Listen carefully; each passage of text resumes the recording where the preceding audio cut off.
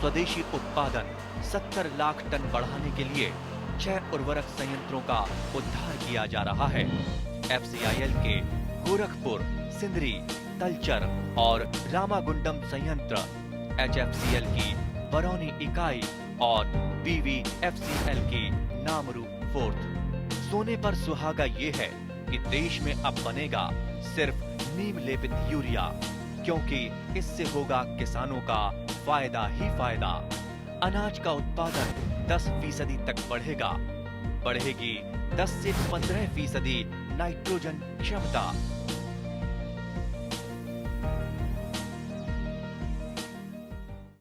আরে ভাই ৰামেশ্বৰ, কি কথা হে? বৰ চিন্তিত যেন লাগিছে। ভাবিছিলো যে এতিয়া হাত ভৰিয়ে কাম কৰি আছে, সেই খেতি বাতি কৰিছো। কাইলৈ যদি এইবোৰত শক্তি নাথাকে চলিমনো কেনেকৈ? পেঞ্চনৰ দ্বাৰা। পেঞ্চনৰ দ্বাৰা? আৰু সিও আমাৰ দৰে কৃষকৰ বাবে? এতিয়া আমাৰ দৰে ক্ষুদ্ৰ কৃষকেও 60 বছৰ হলে 3000 টকাকৈ মাহিলী পেঞ্চন পাব পাৰে। সঁচানে? ব'লা মই তোমাক দেখুৱাওঁ। 18 পৰা 40 বছৰ বয়সৰ ক্ষুদ্ৰ আৰু উপান্ত কৃষক এই ঐচ্ছিক আৰু অংশীদাৰী পেঞ্চন যোজনাত 55 টকাৰ পৰা 200 টকাৰ মাহিলী কিস্তি দি প্ৰৱেশ কৰিব পাৰে।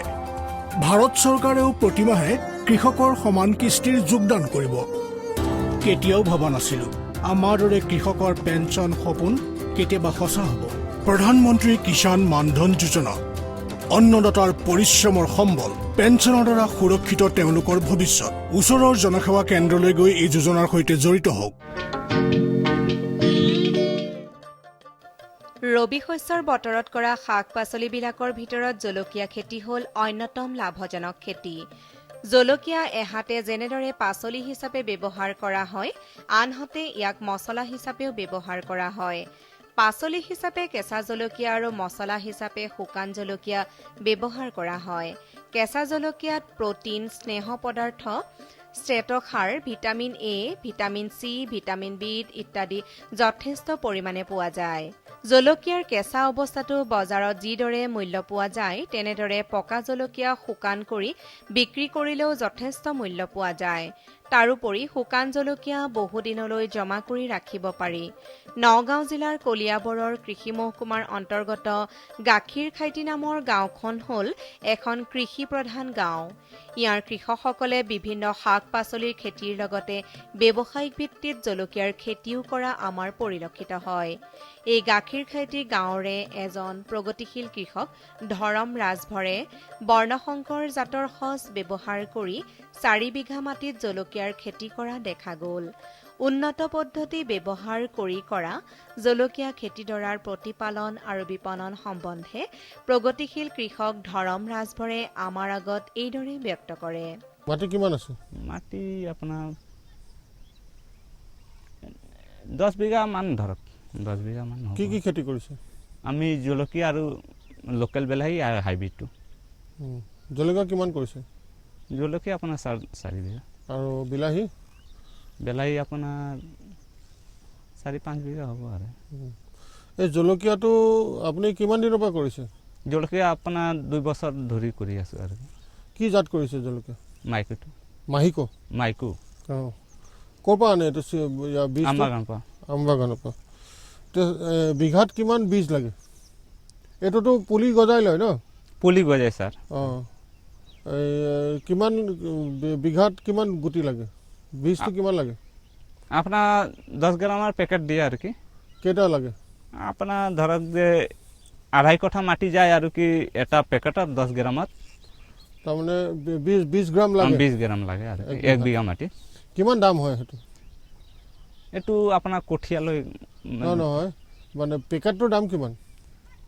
পেকেটটো আপোনাৰ 700 পৰি যায়, 400 পৰি যায়, তেনেকুৱা আৰু কি কঠীয়ালৈ। আচ্ছা। এতিয়া আপোনাৰ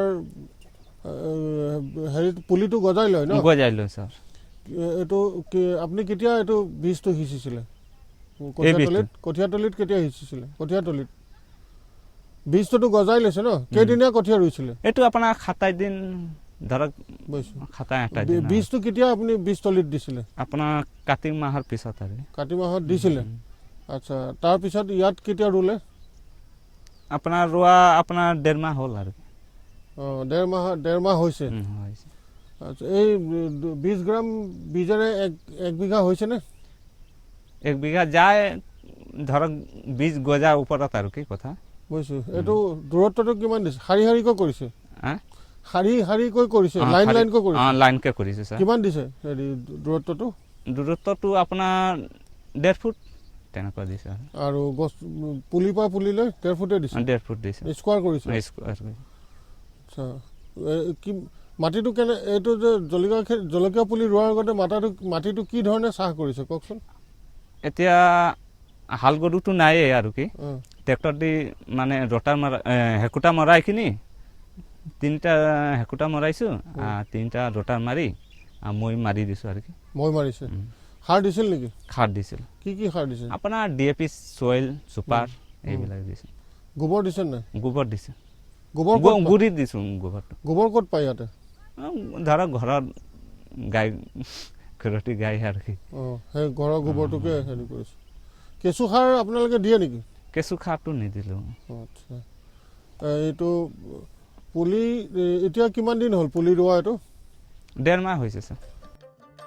জলকীয়াৰ খেতিৰ বাবে ওখ, পানীবন্ধ নোহোৱা, ৰ'দ ঘাই, বালিচহীয়া, পলসুৱা মাটিৰ আৱশ্যক। বাছনি কৰা মাটিডোখৰ সাৰুৱা হ'ব লাগে।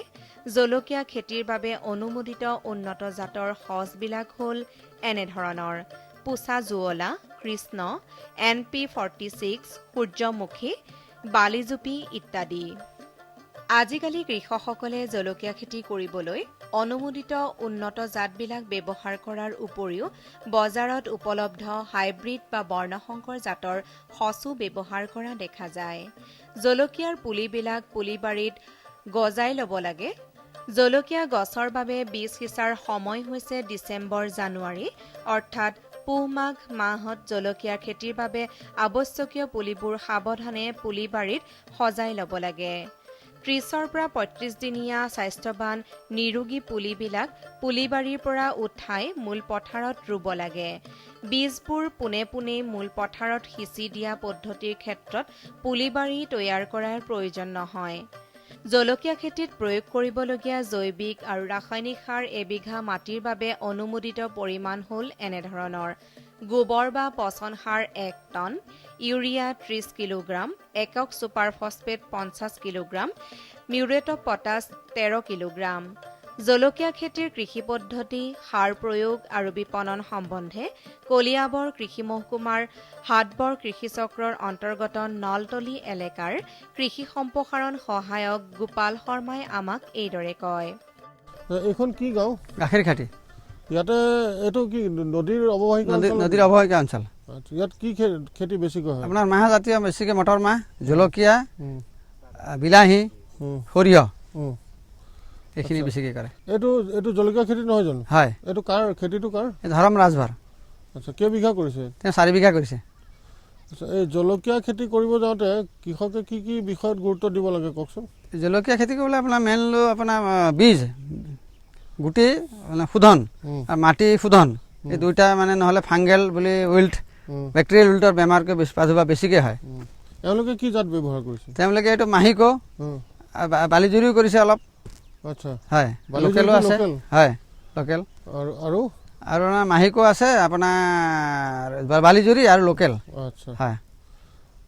এতিয়া এই 1 বিঘা মাটিত জলকীয়া গুটি কিমান দৰকাৰ হয়? আপোনাৰ 150 পৰা 200 গ্ৰাম। 150 পৰা 200 গ্ৰাম লাগে। হয়। কোনটো? বালিজুৰিটো? হয়। আৰু এই হাইব্ৰিডটো হ'লে কম লাগে, 50 পৰা 60 গ্ৰাম লাগে। আচ্ছা এইটো কি পুলি গজাই লয় নেকি? পুলি বীজতলীত পুলি গজাই লয়। গজোৱাৰ আপোনাৰ 22ৰ পৰা 25 দিনৰ পুলি আকৌ মেইন পথাৰত লগায় তেওঁলোকে। আচ্ছা আৰু এই মূল পথাৰত ৰোৱাৰ আগতে সাৰ দিয়ে। 7-8 চাহ হাল দকৈ মৈয়াই জাবৰ জোথৰ বাচি মাটিখিনি সমান কৰি তাৰ আগতে হাল বোৱাৰ লগে লগে আপোনাৰ 24 কেজি 37 কেজি আপোনাৰ ইউৰিয়া, 50 কেজি হ'ল ছিংগল ছুপাৰ ফছফেট, তাৰে 12 কেজি বজাৰৰ পৰা 14 কেজি মিউৰেট অফ পটাছ এইখিনি দি লয়। আচ্ছা এইখিনিয়ে দিয়ে। গোবৰ আপোনাৰ 1 টেলৰ যিমান পাৰে 12-15 কুইণ্টেল অনুমানিক। আচ্ছা এইটো আৰু জলকীয়া খেতি এনে পোক পৰুৱা বেমাৰ আজাৰ কেনেকুৱা আপোনাৰ উইল্ড বেমাৰ বেছি মৰহি যোৱা বেক্টেৰিয়েল উইল্ড এটা আছে আপোনাৰ ফাংগেল উইল্ড এটা আছে মেইনলি সেইখিনি বেমাৰ এক বিঘা জলকীয়া কৰিব যাওঁতে কিমান খৰচ হয় হিচাপ তেওঁলোকৰ যদি মালচিং দি কৰে কমো 20,000 পৰা 25,000 টকা খৰচ হয় এনে মালচিং দি নকৰিলেও তেওঁলোকৰ 15,000 টকা 15,000 পৰা 16,000 টকা লাগিব বিঘাত হয় আৰু ইয়াৰ কেনেকুৱা তেওঁলোকে এক বিঘাৰ পৰা লাভ পায়নে লাভ পায় কিমান মান হয় তেওঁলোকে বতৰ মাৰ্কেট চাই তেওঁলোকে 80,000 পৰা 1 লাখ টকা ইনকাম কৰিব পাৰে এক বিঘাত আচ্ছা আৰু ইয়াত দাম এতিয়া কিমান চলি আছে এতিয়া বজাৰত 25-30 টকা কেজি পাইকাৰী আচ্ছা এইটো জলকীয়া ধৰক এটা ছিঙিব পৰা হৈছে নেকি এতিয়া আৰু এসপ্তাহ পিছত ছিঙিব পাৰিব এবাৰ ছিঙাৰ পিছত আৰু কিমান দিন থাকিব আপোনাৰ 3 মাহলৈকে ছিঙিব পাৰে আচ্ছা 3 মাহলৈকে হয় উন্নত জাতৰ সঁচ বিজ্ঞানসন্মত প্ৰযুক্তি কৌশল অনুমোদিত পৰিমাণৰ জৈৱিক আৰু ৰাসায়নিক সাৰৰ প্ৰয়োগ নিয়মিত জলসিঞ্চন তথা শস্য সুৰক্ষা ব্যৱস্থাপনাৰ প্ৰয়োগে জলকীয়া খেতিৰ উৎপাদন বৃদ্ধি কৰাত সহায়ক হ'ব ইয়াৰ পৰা কৃষকসকলে অধিক আয় লাভ কৰিবলৈ সক্ষম হ'ব ৰবি শস্যৰ বতৰ আৰম্ভ হোৱাৰ লগে লগে কৃষকসকলে ফুলকবি বন্ধাকবি ওলকবি জলকীয়া মটৰ বিলাহী ব্ৰকলি গাজৰ ফ্ৰেঞ্চ বিন ইত্যাদি নানাবিধ শাক-পাচলিৰ খেতি কৰা দেখা যায় বজাৰত এইবিলাক শাক-পাচলিৰ চাহিদা যথেষ্ট বেছি হোৱাৰ বাবে কৃষকসকলেও অধিক দাম লাভ কৰিবলৈ সক্ষম হোৱা দেখা যায় শাক-পাচলিত শৰীৰৰ পুষ্টি সাধনৰ বাবে লাগতিয়াল সকলো মৌল যেনে কাৰ্বহাইড্ৰেট প্ৰটিন ভিটামিন স্নেহ পদাৰ্থ আৰু খনিজ লৱণ আদি যথেষ্ট পৰিমাণে পোৱা যায় ব্যৱসায়িক দিশটো বিবেচনা কৰিলেও দেখা যায় যে প্ৰতি একক মাটিকালিৰ পৰা অন্য শস্যৰ তুলনাত শাক-পাচলিৰ খেতিৰ পৰা অধিক উৎপাদন আৰু আয় দুয়োটাই লাভ কৰিব পাৰি ৰবি শস্যৰ বতৰত কৰা শাক-পাচলিসমূহৰ ভিতৰত মটৰ মাহৰ খেতি হ'ল কম দিনতে হোৱা এবিধ লাভজনক খেতি মটৰ মাহ হ'ল এবিধ পুষ্টিকৰ পাচলি আৰু ইয়াক মাহজাতীয় শস্য হিচাপেও গণ্য কৰা হয় পাচলি হিচাপে সাধাৰণতে কুমলীয়া সেউজীয়া কোমল মটৰবোৰ ব্যৱহাৰ কৰা হয় মটৰ মাহবিলাক পুৰত হ'লে চিৰাৰ পৰা উলিয়াই শুকুৱাই তাক মাহ হিচাপেও ব্যৱহাৰ কৰা হয় মটৰ মাহত যথেষ্ট পৰিমাণে প্ৰটিন পোৱা যায় ইয়াৰ উপৰিও কোমল সেউজীয়া মটৰ মাহত কম বেছি পৰিমাণে খনিজ লৱণ আৰু ভিটামিনো পোৱা যায় নগাঁও জিলাৰ কলিয়াবৰ কৃষি মহকুমাৰ অন্তৰ্গত গাখীৰখাইটি নামৰ গাঁওখন হ'ল এখন কৃষিপ্ৰধান গাঁও ইয়াৰ কৃষকসকলে ধান মাহ তৈলজাতীয় শস্য আদিৰ লগতে ৰবি শস্যৰ বতৰত বিভিন্ন শাক-পাচলিৰ খেতিও ব্যৱসায়িক ভিত্তিত কৰা দেখা যায় এই গাখীৰখাইটি গাঁৱৰে এজন প্ৰগতিশীল কৃষক কমল ৰাজভৰে 18 বিঘা মাটিত মটৰ মাহৰ খেতি কৰা দেখা গ'ল ব্যৱসায়িক ভিত্তিত কৰা মটৰ মাহ খেতিডৰাৰ কৃষিকাৰ্য প্ৰতিপালন আৰু বিপণন সম্বন্ধে প্ৰগতিশীল কৃষক কমল ৰাজভৰে আমাৰ আগত এইদৰে কয় আপুনি খেতি কৰে হয় মই খেতি কৰোঁ মাটি কিমান আছে মাটি ইয়াত 18 বিঘা খেতি কৰিছোঁ কি খেতি কৰিছে খেতি মটৰ কৰিছোঁ আৰু লগতে ৰঙালাও খেতি কৰিছোঁ আপুনি ধান খেতি নকৰে নেকি ধান বড়ো ধান খেতি কৰোঁ ক'ত কৰে ধান খেতি মাটিটো বেলেগ নেকি বেলেগ আছে সৰিয়হ খেতি কৰিছোঁ সৰিয়হ উঠাই ধান খেতি কৰিম সৰিয়হ কিমান কৰিছে 2.5 বিঘা আচ্ছা মটৰৰ লগত আপুনি ৰঙালাও কৰিছে ৰঙালাওটো একেলগে কিয় কৰিছে কৰিছোঁ মটৰ আদায় হৈ যোৱাৰ পিছত ৰঙালাওটো বগাব নিজে নিজে হ'ব সেইটো মই আকৌ দ্বিতীয়বাৰ খৰচা নহয় মানে এটা খৰচতে আপোনাৰ দুটা উৎপাদন আচ্ছা মটৰটো এইটো কি জাত কৰিছে আপুনি মটৰটো এইটো বীজ ক'ৰ পৰা আনিছে এইটো আমবাগান বজাৰৰ পৰা আনিছোঁ আচ্ছা কিমান বিঘাই প্ৰতি কিমান লাগে মটৰ 5 কেজি সিঁচিছোঁ 5 কেজি হয় আচ্ছা কি জাত আপোনাৰ মনত আছে নেকি মনতো সেই আছে কোম্পানীৰ নামটোহে মনত আছে কি কোম্পানী চাকাতা হয় আৰু ইংলেণ্ড কি মটৰে আচ্ছা আৰু ৰঙালাওটো অৰ্জুন এইটো হাইব্ৰিড নেকি হাইব্ৰিড এতিয়া বিঘাত কেনেকৈ লাগে এইটো হেৰিটো ৰঙালাও আৰু মটৰটোতো 5 কেজি মটৰ 5 কেজি আৰু ৰঙালাও ৰঙালাও 100 গ্ৰাম লাগে বিঘাই। বিঘাত 100 গ্ৰাম? হয়, 100 গ্ৰাম গুটিৰে হৈ যায়? হৈ যায়। ৰঙালাওটো কিমান দূৰত্বত সিঁচিছে? স্কোৱাৰ মই 6 হাতত দিছোঁ। হা? 9 ফুট। 9 ফুট? হয়। 9 ফুট আঁতৰে দিছে, স্কোৱাৰ কৰি দিছে? স্কোৱাৰ কৰি দিছোঁ। আচ্ছা, কেইটা গুটি দিছে? 3টা গুটি। 3টা? এই 3জোপা গছে আপুনি ৰাখিব? 3জোপাই ৰাখিব। এইটো কোন মাহত কৰিছিলে আপুনি? এইটো কাতি মাহৰ একেবাৰে লাষ্টত কৰিছিলোঁ। এই 18 বিঘা কাতি মাহৰ লাষ্টতে কৰিছে? হয়। আৰু ৰঙালাওটো তেতিয়াই দিছে? তেতিয়াই দিছোঁ। মটৰ মাহ সাধাৰণতে সকলো ধৰণৰ মাটিতে খেতি কৰিব পাৰি। তথাপি পানী জমা নোহোৱা সাৰুৱা মাটি ইয়াৰ বাবে বৰ উপযোগী। অসমৰ মাটি আৰু জলবায়ু অনুসৰি মটৰ মাহৰ অনুমোদিত সঁচবিলাক হ'ল এনেধৰণৰ: বনেভিলে HUP2, আৰ্কেল KFPD1, T163, FP255.14, ৰাচনা। Motor মাহ খেতিৰ কৃষি পদ্ধতি, সাৰ প্ৰয়োগ আৰু শস্য ৰক্ষা সম্বন্ধে কলিয়াবৰ কৃষি মহকুমাৰ নলতলি গাঁৱত অৱস্থিত সম্প্ৰসাৰণ প্ৰশিক্ষণ কেন্দ্ৰৰ এজন জ্যেষ্ঠ সহকাৰী কৃষি সঞ্চালক পলাশমণি বৰুৱাই আমাক এইদৰে জানিবলৈ দিয়ে। মটৰ খেতিৰ বাবে মাটি নিৰ্বাচন অতিকে প্ৰয়োজনীয় দিশ। এই ক্ষেত্ৰত দেখা যায় যদি মাটিৰ অম্লতা 6 পৰা 7ৰ ভিতৰত যদি থকা হয় তেতিয়াহ'লে মাটি মটৰ খেতিৰ বাবে অতি উত্তম বুলি বিবেচিত হয়। সেইকাৰণে মাটি পৰীক্ষা কৰি কৃষকসকলে এই মাটি পৰীক্ষা কৰি তাৰ অম্লতা কিমান সেই গুণাগুণ নিৰূপণ কৰি সেইমতে আচলতে মটৰ খেতি আগবাঢ়িব লাগে। বিশেষকৈ যদি মাটৰ 6 পৰা 7ৰ ভিতৰত নাথাকে তে বিঘাই প্ৰতি চূণ প্ৰয়োগ কৰাটো অতি অনিবাৰ্য।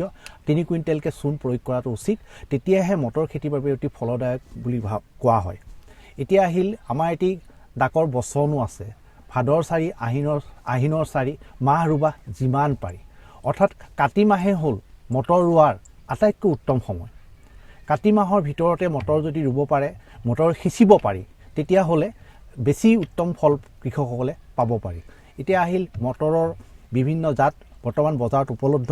বিশেষকৈ উল্লেখযোগ্য জাত হ'ল T163, HUP2, বনভিলা, ৰাচনা। মধ্য অসমৰ বাবে আমি ৰাচনা ভেৰাইটিটো অতি উপযোগী বুলি বিজ্ঞানীসকলে ক'বলৈ লৈছে। গতিকে আমি কৃষকসকলক ৰাচনা ভেৰাইটি কওঁ। অৱশ্যে বজাৰত বিভিন্ন ধৰণৰ নামেৰে সেই ভেৰাইটিকে নামাকৰণ কৰা হৈছে। গতিকে এই ক্ষেত্ৰত ওচৰৰ কৃষি উন্নয়ন বিষয়া বা কৃষি সম্প্ৰসাৰণ সহায়কৰ লগত আলোচনাৰ মৰ্মে মটৰৰ জাত নিৰ্বাচন কৰাটো অতি উচিত বুলি আমি ক'ব খোজোঁ। এই ক্ষেত্ৰত আৰু এটা কথা আহি পৰিল যে মটৰ যেতিয়া ৰোৱা হয় বা সিঁচা হয় তাতে আমি বহুত ক্ষেত্ৰত দেখা যায় যে পানীৰ প্ৰয়োজন নাই বুলি বহুতে ভাবা হয়। কিন্তু আচলতে ৰোৱাৰ পিছতে অকণমান যদি এটা লাইট ইৰিগেশ্যন যদি দিয়া হয় তেতিয়াহ'লে মটৰ খেতিৰ বাবে অতি উত্তম।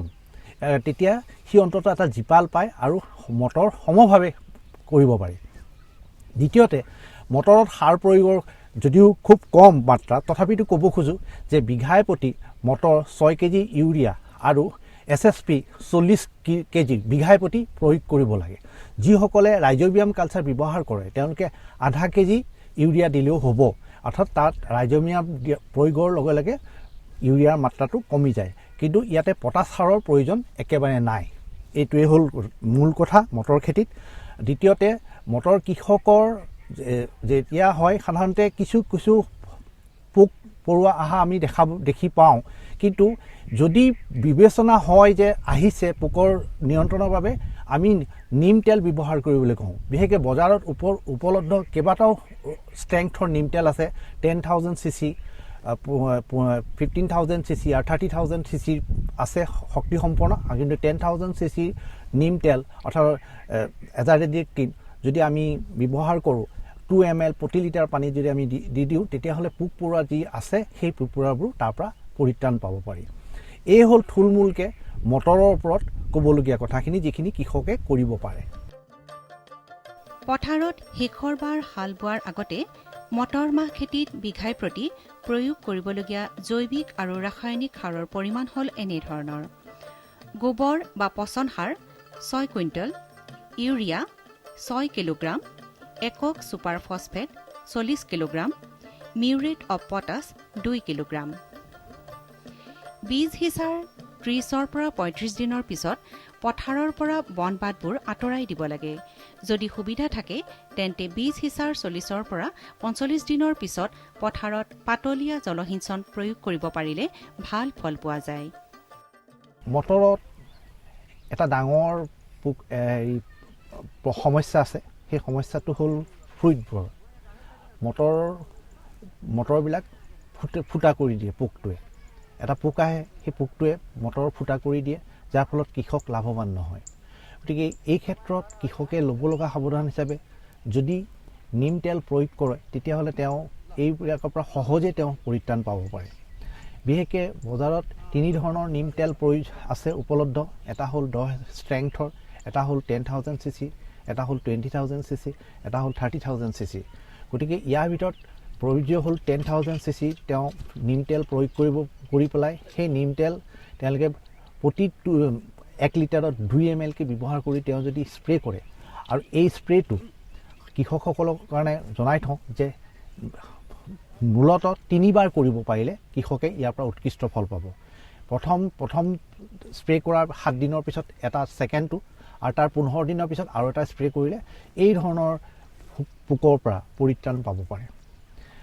আন এটি হ'ল বেমাৰৰ ক্ষেত্ৰত এতিয়া খুব বাতাবৰণৰ কাৰণে হওক মটৰত এই ধৰণৰ বেমাৰ দেখা গৈছে। এনেকুৱা ধৰণৰ যিবিলাকক লুজ মাট বুলি কোৱা হয়, হালধীয়া বৰণ হয়, সৰু সৰু গুটি গুটি হয়, আৰু এই হালধীয়া বৰণটোৱে লাহে লাহে গছজোপাক য'ত হয় তাৰ পৰা গছজোপাৰ শ্ৰী বৃদ্ধি নোহোৱা হয়, আৰু যাৰ ফলত উৎপাদিত ফল তেওঁ নাপায়।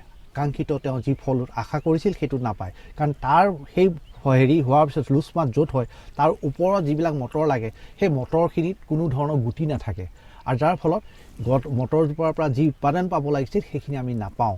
এই ক্ষেত্ৰত এটা সুন্দৰ ঔষধ বজাৰত প্ৰযোজ্য আছে, ক্ল'ৰ'থালনিল 2 গ্ৰাম প্ৰতি লিটাৰ পানীত স্প্ৰে কৰি পেলাই লগত অকণমান ষ্টিকাৰ যদি ইউজ কৰে তেতিয়াহ'লে এই ৰোগবিলাকৰ পৰা অতি সহজে উপকাৰ।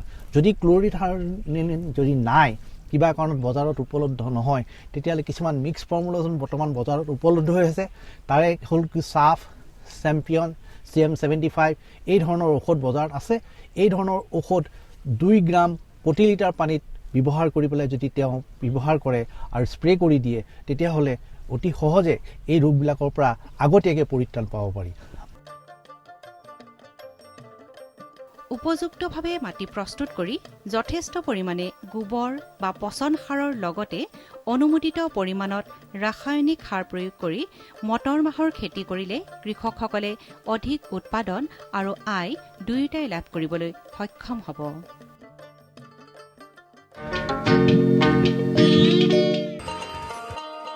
किसान भाइयों गांठ बांध लो बहुत है काम की, समृद्धि के पैगाम की। मिट्टी के मिजाज को समझो, मिट्टी के हर राज को समझो, मिट्टी की तुम जांच कराओ, मुफ्त सॉइल हेल्थ कार्ड ले जाओ। कभी मुनासिब बीज लगाओ, सही किस्म की खाद ले आओ, जितनी जरूरी उतनी डालो, सही मात्रा खुद पहचानो, इसको अपना मंत्र बना लो, मिट्टी की सेहत तो जानो। बात बहुत है काम की, कम लागत अधिक वरदान की। किसान भाइयों गांठ बांध लो, आज ही मिट्टी की जांच कराएं। राज्य सरकार के कृषि अधिकारी से संपर्क करें और मुफ्त में सॉइल हेल्थ कार्ड पाएं। कृषि और किसान कल्याण मंत्रालय द्वारा किसान हित में जारी। কৃষকসকলৰ বিভিন্ন সমস্যাৰ সমাধানৰ লগতে শেহতীয়া প্ৰযুক্তি আৰু প্ৰয়োজনীয় আনুষংগিক দিশৰ বিষয়ে জানিবৰ বাবে চাবলৈ নাপাহৰিব কৃষি দৰ্শন। প্ৰচাৰিত হয় প্ৰতি সোমবাৰৰ পৰা শুকুৰবাৰলৈ সন্ধিয়া 5:30 বজাৰ পৰা 6 বজালৈ।